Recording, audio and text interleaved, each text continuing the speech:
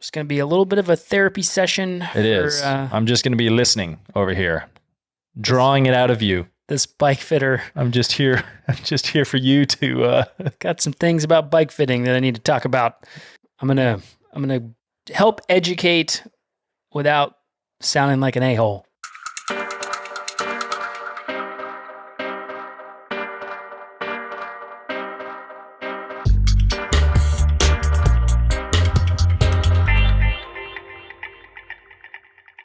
Welcome, everyone, to another episode of Coaches on Couches. Being slouches. With a heavy thunderstorm. It's rumbling out there. That is not my belly, although I am hungry. That's right.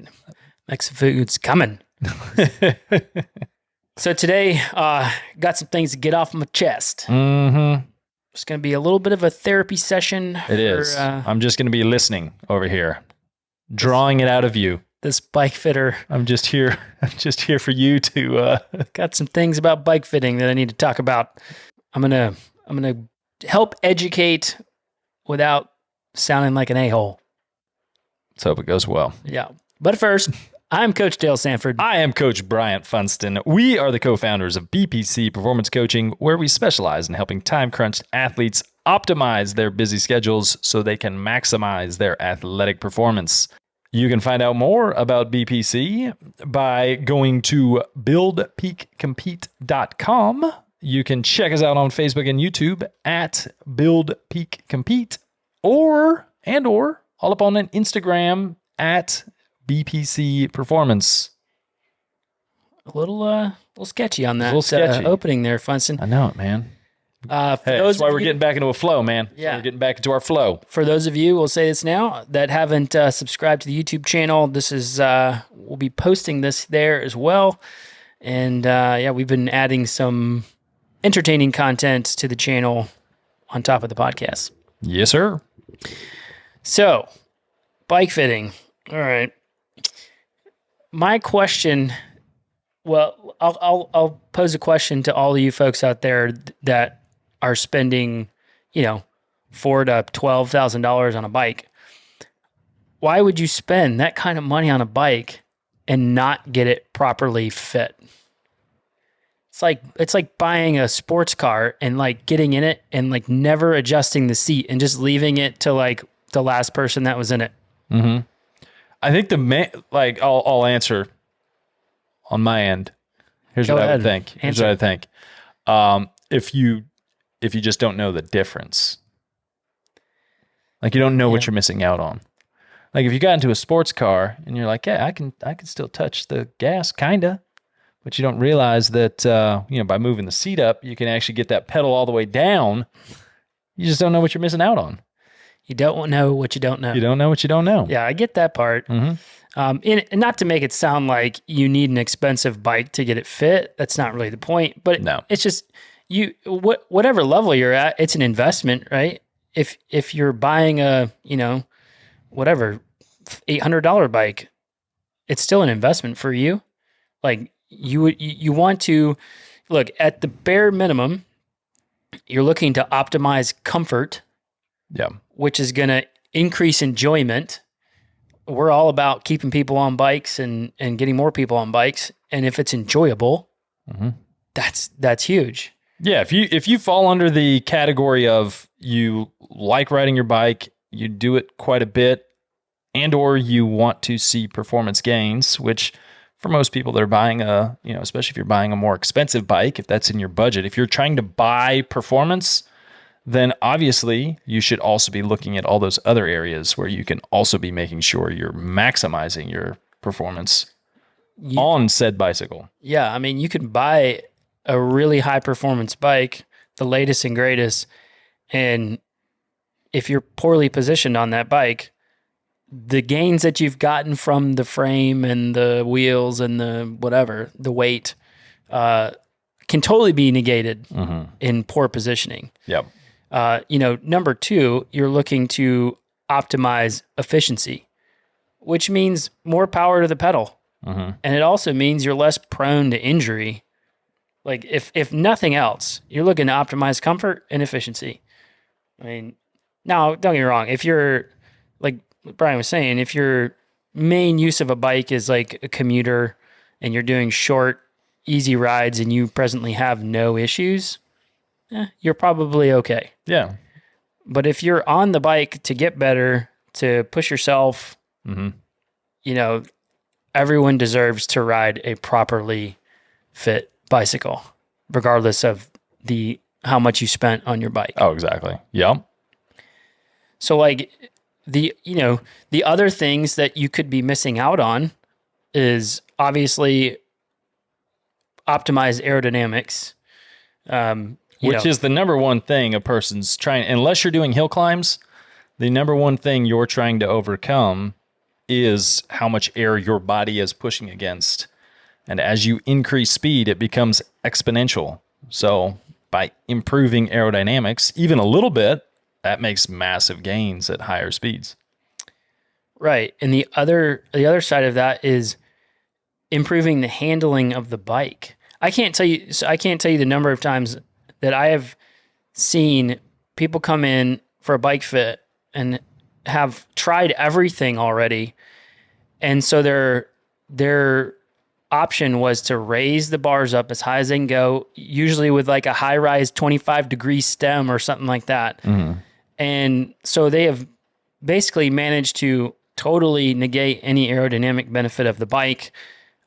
Their bars are so high, they're so far away from the kind of center of mass of the bike. The handling is just kind of sketchy. And then that means it's not as safe either. Like, I mean, I've seen people come in that the position's so bad they can't barely touch the brakes. That's an issue. That is a problem. I mean, I don't ride with brakes personally because that just slows you down, and I like going fast. But I can see situations where braking would be good. There, occasionally, you need them. Depending how much urban riding you do. Yeah. So, I mean, there are obviously a ton of benefits to getting properly fit. And I understand that it's an expense, and it's another expense. I get it. But even though I'm biased, I would still put the expense of a bike fit up in front of new wheels, a new kit, a new helmet. I mean, you would want to optimize the bike and your body before anything else. Yeah, those are cool because they're tangible, right? Like you can go to the store and you can pick it up and you can look at it and there's different things you can compare. Whereas if you don't feel like you're having any issues on the bike, you're like, like I don't really see the value in doing that. I can't see the actual difference, or you may not even think any difference is going to occur, before and after. But we were just doing the talk last week for the intro triathlon group, the training group. And one of the people at the bike shop, who's a mechanic there, talked about the importance and how big of a difference just a 3 mil change in bike seat position can make. Like if you don't know about the difference and the impact that has down the chain on angles and muscle fire and efficiency, pedal stroke, like all these other things, then I mean it's easy to I slipped him 100. Overlook. Oh, nice. Even better. No, totally unabated, conversation from him, and it came up in the talk, but he chimed in. Yeah. I mean, number one, improve your engine, right? And this is kind of part of this is the working. Yeah. The engine being put to work is how the body is fit on the bike. So you got to do that. Like realistically, if you're looking for the best performance on your bike, you have to understand that you are locked into this thing. Your feet are locked in to the cleats in one position. Your feet can only move in a circle, right? Your butt is more or less. I've seen some people pedal squares. I've seen that a few times. Your butt is more or less static, and there's some movement there. And there should be movement there. Yep. That's a whole other topic. And your hands have different hand positions. Ooh, that's a good one. I hope they heard that one. Yeah. So your hands have different hand positions, especially if you're on a TT bike or something like that. Your hands have different positions, but they're more or less limited, on how much they can move. So with all these limitations at the touch points, we've got to make sure that your muscles are firing at the right time in order to power that phase of the pedal stroke that you're in. I can't stress this enough. And this is the talk I give every person who comes in that's just like, I just wanted to see if, I'm not really having any issues, but I just wanted to see how, if you would change anything. And a lot of times we end up making big changes and they felt fine, but it's mainly because when I do a fit, or any good fitter is going to try to optimize your pedal stroke and your muscle activation in the different phases. Each muscle group contributes more and less to different phases. So if you are not in a specific position in space to allow those muscles to do their job and do their job in the ranges that they are best at, you're leaving power on the table. You're leaving performance on the table. Yeah. The one quick example, a lot of people don't use their glutes. And this is endurance athletes wide. That's the butt muscle, yeah, for those that aren't sure. Your booty. The booty. Yeah, you're not using your glutes. And even when we get those glutes activated, they may not work properly based on where you are in space. Now, that could be because your pelvis is tilted too far backwards and you're weighting your sit bones so much, it's actively putting too much pressure in the belly of the muscle and it's turning it off. The other side of that is you could be using the glutes in a poor range of motion, whereas if you think about doing a squat, right? You can do the most powerful part of your squat is that last quarter, right? When I was a kid, I would throw 500 pounds on a barbell and do quarter squats all day long. But it's the most powerful part of the squat. So if you're not actually, your leg isn't going through enough of a range of motion to be able to use that specific part of hip extension, then you're missing out. So that's a roundabout way of saying we're trying to optimize not just your comfort, but we're trying to optimize how your body is putting force, creating force into that pedal at all times in the circle that's the only circle you can do. And you could a person can just experiment with this on your own. You can effectively feel the difference in saddle height and fore-aft position just by playing around with how you're sitting on the saddle. One thing we do in our House of Pain, it's if I have someone drop lower on their bars and slide back on their saddle, you can feel your pedal stroke goes very poorly very quickly.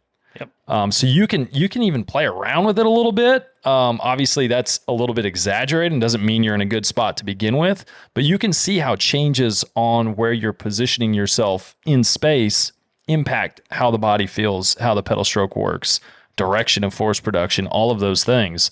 It's very tough to get over the top of the pedal stroke when you're way far back and your hands are, super low or your saddle's super high. You can feel that difference. So if you're listening to this and you have access to your bike, maybe next time you're on your bike, play around with that and you can just get a feel for it. And it kind of highlights the importance that small changes can make. Yeah. Just, always consider that this is the way I look at saddle position.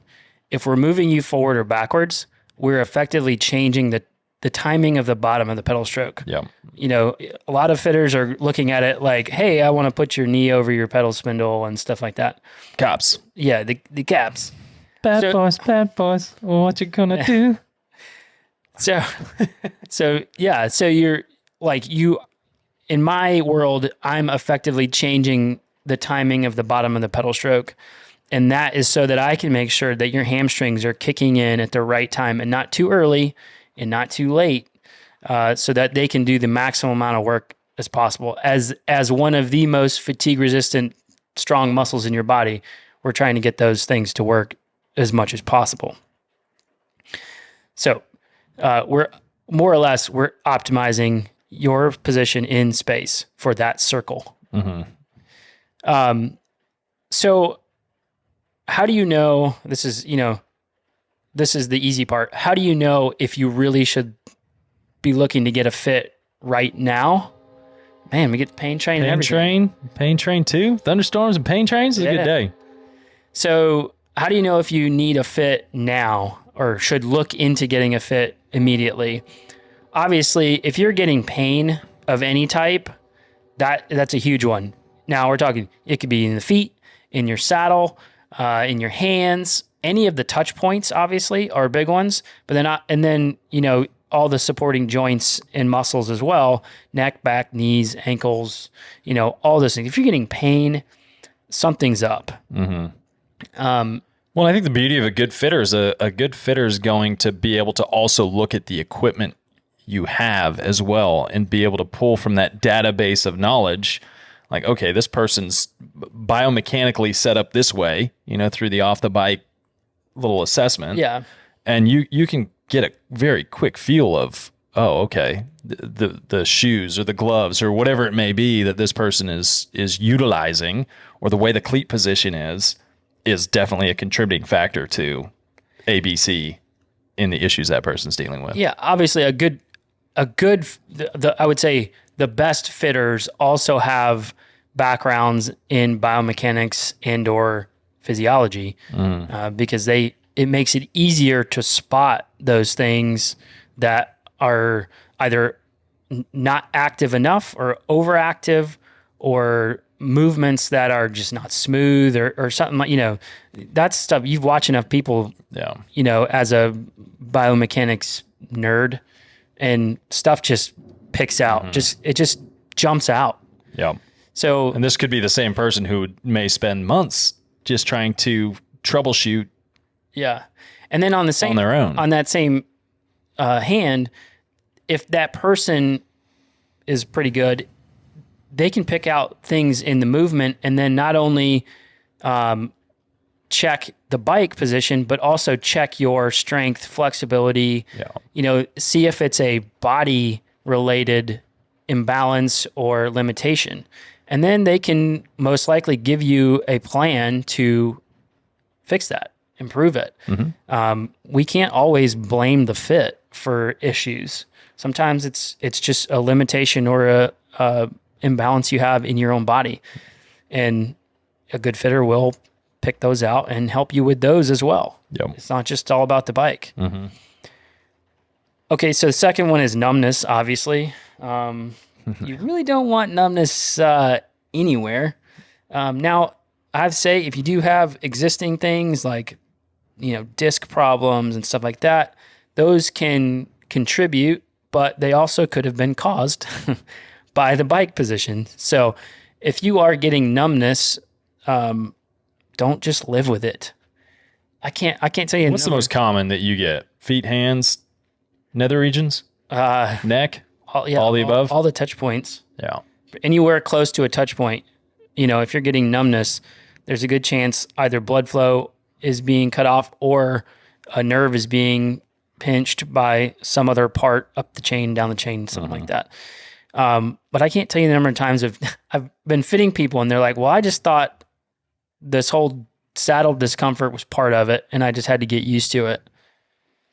No, it's not like you shouldn't have to live with numb junk. No. If your junk's going numb, folks, run. Time to get that fixed. Yeah. Book a fit today. Yeah. With somebody who knows what they're doing and get that fixed. That's not normal. One of the other things, I've already kind of talked about this, but if you're at the point now where you may be comfortable, but you've gone through all the bases where you have like a giant cushy saddle and like a high-rise stem on your bike to bring the front end up, like that, it shouldn't have to be like that. Like more times than not, I can get somebody comfortable on the saddle that they have and the bars that they have, and I almost always remove a high rise stem. Like I just it causes way more issues down the chain through the posterior and kind of back toward the saddle than it starts throwing a whole bunch of weight back that direction. So you think you're fixing your hand numbness, but all you're doing is shifting the weight to your butt and messing with your entire lower body, which is where the magic happens, folks. You got to have those those legs, got to have those legs to push to the pedals. So anyways, if you are like one of those people that you look at your bike and you're on a race bike, but you have a high rise stem and you've or have resorted to having a really cushy saddle, get a proper fit. Other ones, if you constantly are getting injured, like once mileage increases or workload, like if your workload on the bike increases and you just continuously come down with something, that's a dead giveaway that there's a biomechanical breakdown happening that you need to fix. Yeah. I mean, think about it. Most people probably fall within the, say, low end 70 RPMs to say 100 RPMs per minute. And if you're out there for an hour, 2 hours, 4 hours, and you're doing 100 pedal strokes per minute, that's a lot of stuff going on. Reps, coach. It's a lot of reps. That is a lot of reps. So small issues that happen repeatedly over a long period of time, over the course of one bike ride, can lead to big issues.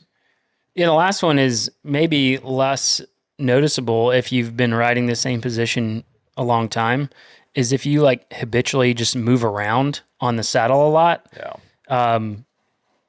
Not always a problem, but generally speaking, that is your body's way of like trying to get away from odd pressure or, that's another analogy that I use all the time. Like anytime your body feels odd pressure, it's going to manipulate something up the chain to balance that out.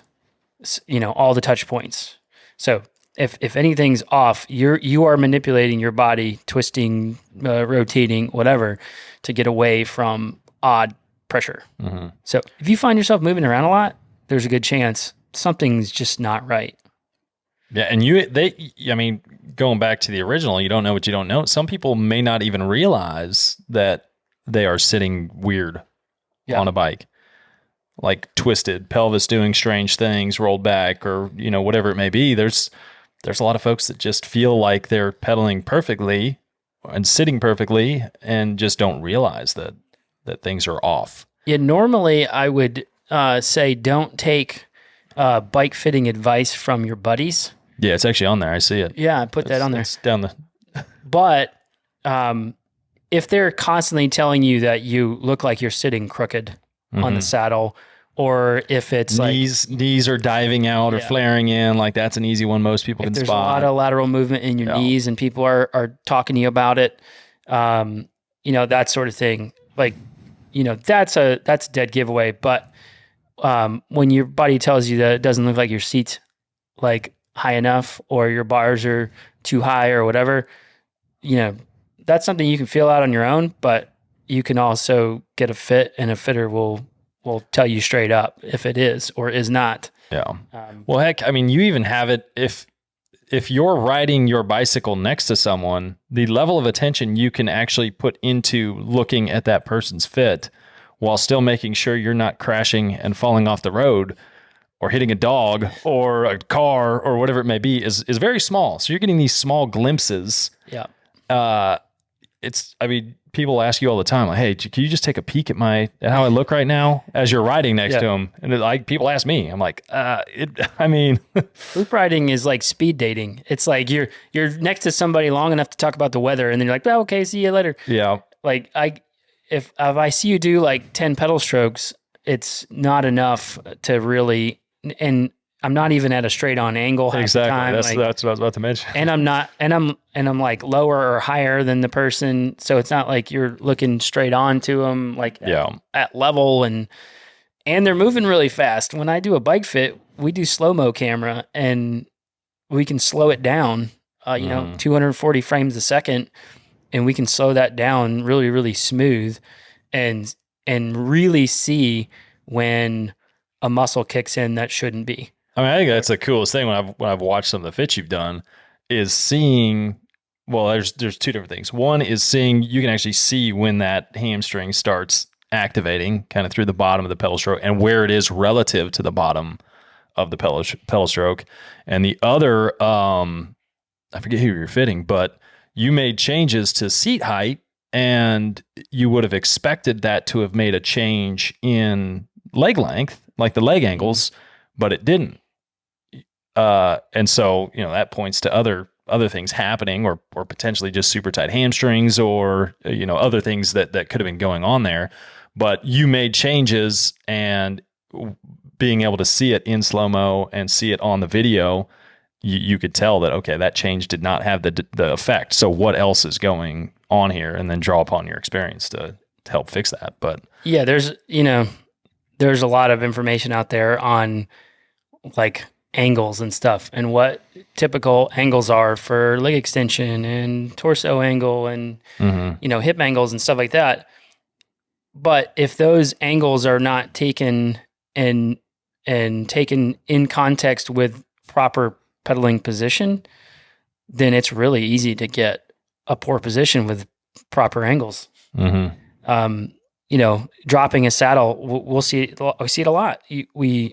A person comes in, their foot through the bottom, they end up having to point their toe. If you watch them in a circle, somewhere around 4 o'clock, 5 o'clock, their toe starts to point because the saddle's so high. They end up that's the only way they can get through the bottom of the pedal stroke is to point their toe. So they're finishing every pedal stroke with their calves, and also because they're firing their calves, probably overusing their quads a little bit and not getting that last bit of hip extension, like we talked about earlier. The most powerful part of hip extension, like your squat, is that last little bit. But if you can't kind of keep a flatter foot and you're constantly pointing your toe, you're not getting that. It's going to come, that extension is going to happen more through the quads and the knee extension versus hip. So we can lower the saddle, we remeasure angles, and the angle doesn't change. Yeah. And it's because the saddle's still grossly high, and you still can't get through the bottom, or your hamstrings are a limitation and they've just kind of come to their limit and have stopped extending and just won't go any further. So there's a lot, that's all that to say, there's a lot that goes into like knowing what you're supposed to be looking at, what movements are supposed to be happening when, irregardless of what the angle is.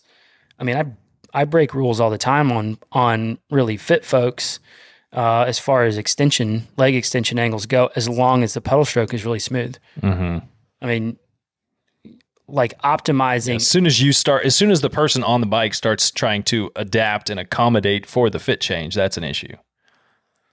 Yeah. If it's resulted in a poor movement, if they're trying to adapt to it, and there's sometimes we change stuff and it doesn't give us the result we want, or what we think is going to happen, because it's all about how their body reacts to that pressure. Exactly. So, it doesn't all work out, but which is kind of the big reason doing the dynamic fit is so important. Like having a person moving and putting load through their body and capturing that to base your decisions off of versus. Yeah, I know there's a lot of good fitters out there, but personally, I have never subscribed to doing static fitting.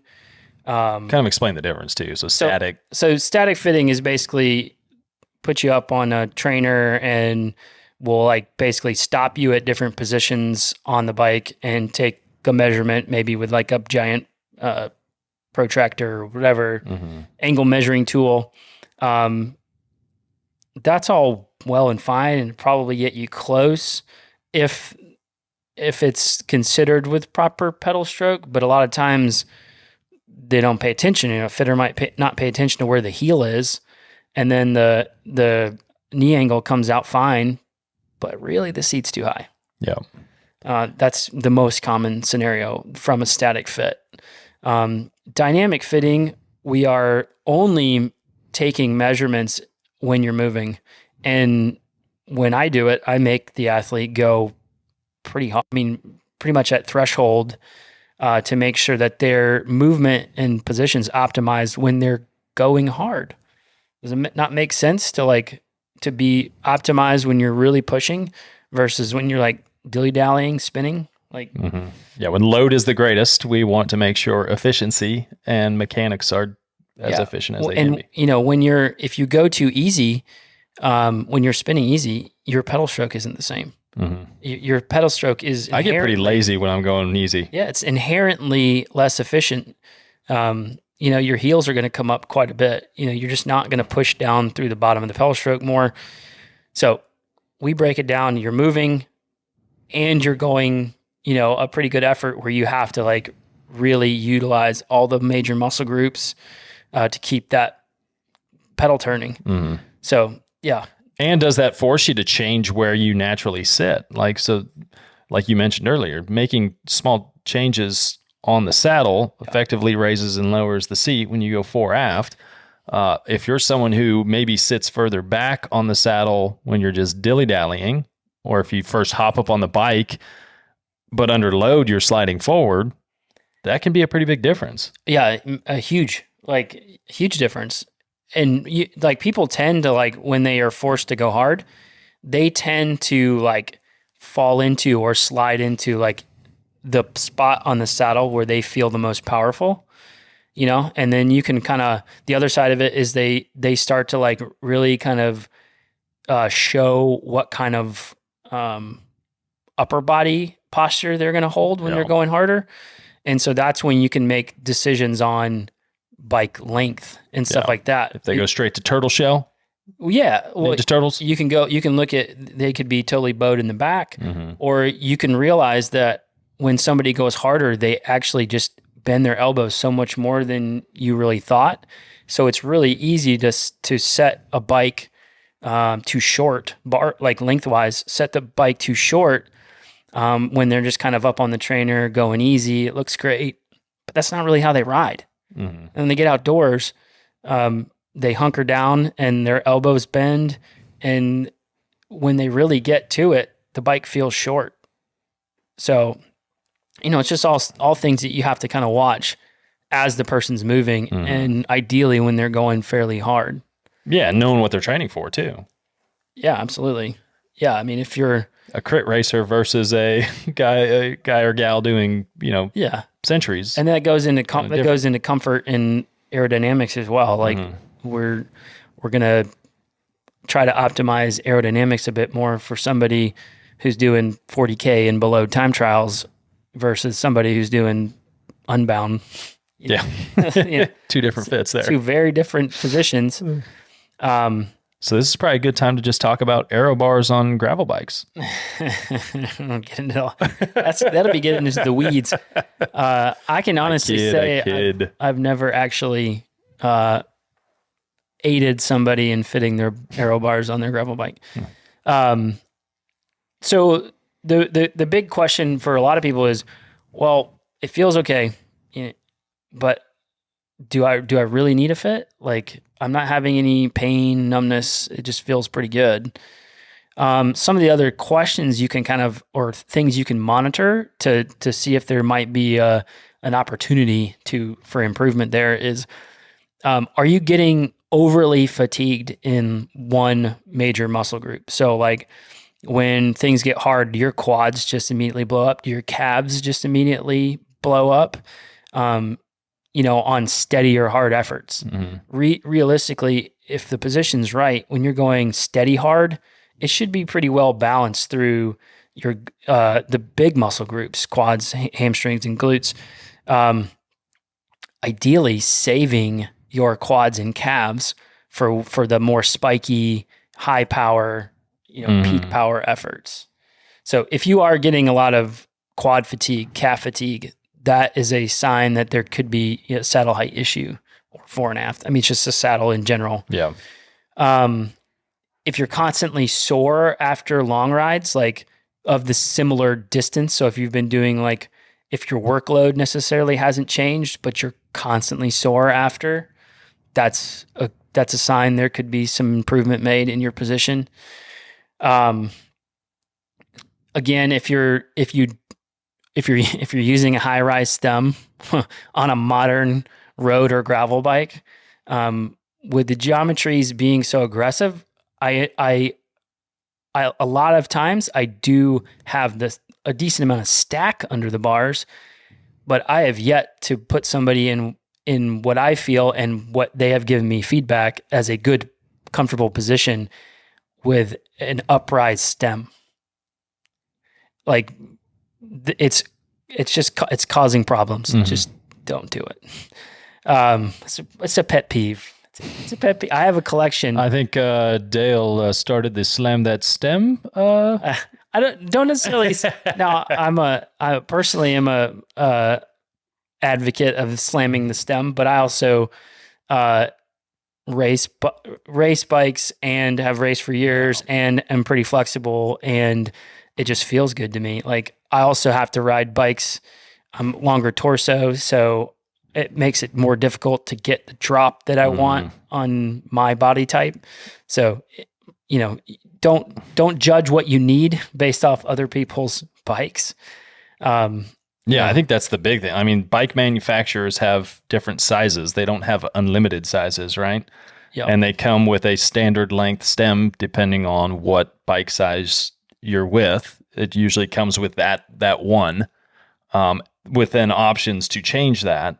But what the bike manufacturer is doing is setting it kind of at these different averages, and then it's up to getting the other components, the stems, the seat tubes, the saddles, all of that you then adjust and manipulate based on a person's different body geometries. This isn't like everybody is everybody and everybody is the same. People are different, and bikes are standard when you get them. So you need to make those adjustments to get the bike to better fit your body. You. Yeah, and the stem that came on your bike is not necessarily the one you need. Exactly. Yeah. Yeah. I mean, I was going to get a bike that I could not get a stem that was long enough to suit my position I needed, and they didn't offer that stem length. And so I ended up going to a totally different bike because of it. That has gotten increasingly tricky over the years with integrated parts. Super aero cockpits and stuff like that, where the stem or the rise, like all the way that you rise and lower the stem, it's all, it's all specific to the brand and to the model. So you have to make sure on the front end before you purchase this rocket ship bike that you have the right sizing information to get the right stem. Otherwise, a lot of times those can be a pretty costly change down the road. Yeah, hundreds of dollars. Yeah, $500 way more. Plus. Yeah, way more than you'd spend on a bike fit. And then you also have a properly fit bike. Bam. A couple other little quick things. If you like never use the drops on your bike, that's kind of a dead giveaway. If you never use your aero bars, you have wasted your money. Let's put it that way. And then also, if you feel like you cannot ride your bike without gloves, to me, that's a dead giveaway. You shouldn't have that much weight on your hands where you feel that you have to have, let's say, padded gloves. If you feel like you have to have padded gloves, or double wrap bar tape. Yeah. Or I can understand. Unless you're doing Roubaix. I can understand on gravel and whatnot. Yeah. But even racing gravel, I don't wear padded gloves. No, I can't stand padded gloves. Yeah, I think honestly, this is a whole nother rant, but I think that glove manufacturers are missing the mark on gloves and putting the padding in the wrong spots. We're starting a glove company. Yeah. Yeah. The last one is a little bit more advanced, but for those of you who've been riding bikes for years, if you don't feel muscle engagement, if you don't feel your glutes working, or you can't feel your hamstrings actively pulling, the big muscle groups are the ones I'm really referring to. If you don't feel those working, there could be a big opportunity there. I cannot tell you the number of fits I've done and I'll get an email or a text or something, and the athlete will be like, my glutes and hamstrings are so sore after the first, longer or harder ride. I'm like, that's a good thing. Just let it ride. Like, they're actually working now. Mm-hmm. It's not like we're doing now. If it's sharp pain or something like that, we might need to revisit. Mm-hmm. But if you're just getting like new soreness in your big muscle groups, Yahtzee. Because now they're engaged, they're doing the work that they should have been doing all along. So if you don't feel muscle engagement from those big muscle groups, there's a good chance you could really benefit from a bike fit. I'm not going to throw out numbers here, but 1 million watts. I have seen some pretty incredible changes. I'm not going to throw them out there because they are not normal. Yeah. But I have seen some pretty impressive improvements in threshold power post fit. Mm-hmm. So if you are, thinking that you need a fit, know you need a fit, something like that, really do your research. Like I said, if the person doesn't do dynamic fitting, that's, to me, a deal breaker, but I'm also biased because that's the way I've always done it. Not to say that there's not. There's a lot of video-based fits systems out there. Mm-hmm. But the big key, hopefully after listening to all this, you realize that someone placing you in a position and someone analyzing you in the position that you actually go to when you are putting stress through your body are two totally different things. Yeah. So us telling you where to sit on a saddle, get neutral, holding your foot and doing measurements is a whole lot different than someone who's capturing video and looking at what's actually happening through your body when you are putting down some power. Yep. There's just massive value in that. And I will say, obviously, there's a lot of great fit systems out there. There's some video-based ones. There's obviously things like Retool and Guru Fit and all this stuff, that these just fantastic, really, really, really cool tools. But all those things do is spit out information. And the person that is getting that information still has to know what to do with that information and also what they're looking at. The thing that's spitting out angles is still going to give you a crappy fit if you're not pedaling efficiently, or if you're not, if your heel isn't dropping enough or something like that. Mm-hmm. If they can't see that and spot that and correct that through the fit, and then take the information from the really cool device they have, mm-hmm. then they're still not any better, in my opinion, than somebody who's, sitting there just looking at you and saying, yeah, it looks good. Mm-hmm. Like, you got to know what you're looking at. Again, ideally, the person would have some sort of a physiology background. That way they can help you on the other stuff. They can make suggestions on strength exercises and stretches and stuff like that are going to help you improve an imbalance or a limitation that you have that is affecting the fit. And generally speaking, that's the better way to do it than to stick a shim or a wedge or something in your fit that's basically just going to accommodate an imbalance you already have. You should want to, as an athlete, as somebody who wants to be the best you can be, improve those things. It's probably going to take a little work, a little strength and stretching. Never hurt anyone. Mm-mm. But you should want to fix those things and not necessarily put a Band-Aid on it and just continue on your day. Okay, rant over. That's all I got. So appreciate everyone hanging out, listening, watching. We'll catch you guys next time. And if you need a fit, holler at us. Yeah, you can always book a fit at bpccoaching.com. Adios. Peace.